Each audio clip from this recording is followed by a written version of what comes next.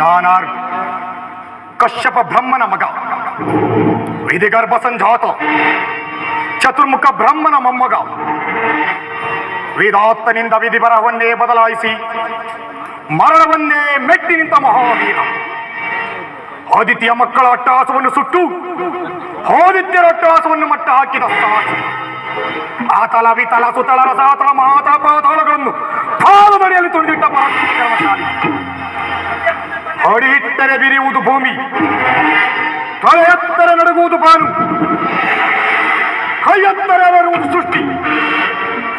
ಚತುರ್ಮುಖನ ಸೃಷ್ಟಿಯೇ ನನ್ನ ಆಜ್ಞೆಯನ್ನು ಪಾಲಿಸುತ್ತಿರುವಾಗ ಯಾಕಶ್ಚಿತ್ ನನ್ನ ಮಗ, ಆ ಜನ್ಮ ಕೊಟ್ಟ ಮಗ, ನನ್ನ ವಂಶವನ್ನು ಬೆಳಗಬೇಕಾದ ನನ್ನ ಕುಮಾರ, ನನ್ನ ಆಸಾ ಛೋತಿಯಿಂದ ಎಂದು ನನ್ನ ಮನಸ್ಸಿಗೆ ನೆಮ್ಮದಿಲ್ಲವೆಂದರೆ ಇದೊಂದು ಬದುಕೆ, ಇದೊಂದು ಜನ್ಮವೇ, ಇದಂತ ಕುರ್ವಿಧಿ, ಇದಂತ ಕುರ್ವಿಧಿ. ನಾನೇ ಸರ್ವಶಕ್ತಿ ನಿಂದುಕೊಂಡರೆ ಅದಾವ ಶಕ್ತಿ ನನಗೆ ಎದುರಾಗಿ ಎಂದು ಕಾಡುತ್ತಿದೆ.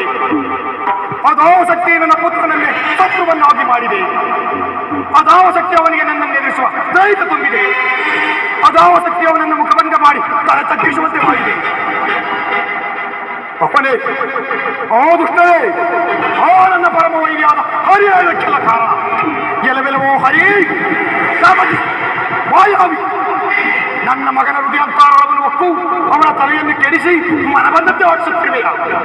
ನೀನು ನಿಜವಾಗಿ ಪೌರುಷವಂತನೇ ಆಗಿದ್ದರೆ, ಪರಮ ಪುರುಷೋತ್ತಮ ನೀನಾಗಿದ್ದರೆ, ನನ್ನಂತ ನಿಜವಾದ ಗಂಡು ನೀನಾಗಿದ್ದರೆ ಬಂದು ನನ್ನ ಎದುರಿಗೆ ನಿಲ್ಲು.